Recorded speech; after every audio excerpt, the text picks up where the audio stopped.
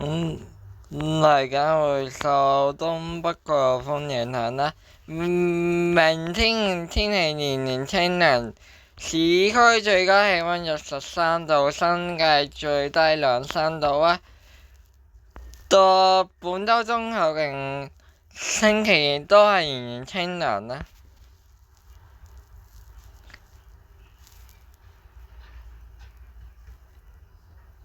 仍然清涼啦。15度，市區最高氣溫約15度，新界最低2、3度啊。跟住到本週中後仍受偏東氣流影響，氣溫逐漸回升，上至21度左右啊。市區氣溫會回升至21度左右啊。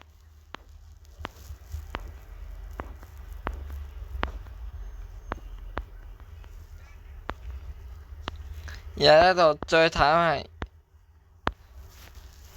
21度，係沿岸地區係會有霧啊。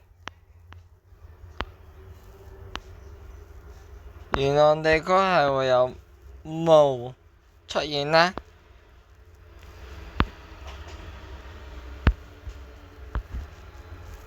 跟住隨後1、2日會受另一個東北季候風影響啦，氣溫會逐步下降至2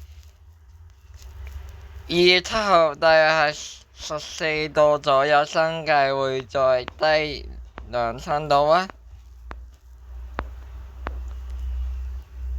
肯定有東北季候風，因為嗰日係北面啦，氹咗北嗰日向住東氹啦。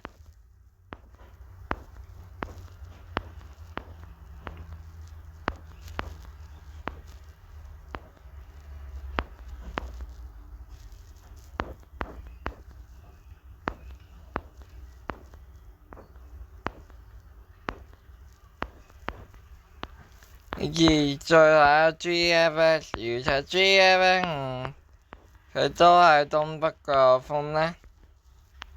東北季候風之後，到星期2、3日都係東北季候風啦。向住偏東氣流轉吹偏東氣流，同一時間有北風落緊嚟啊。氣溫係最度下降啦，降至17度左右啊。呢個 GFS 美國預測。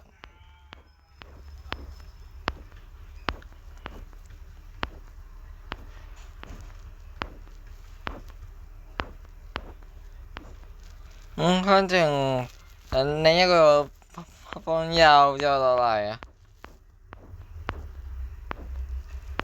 下個星期2氣溫最度下降。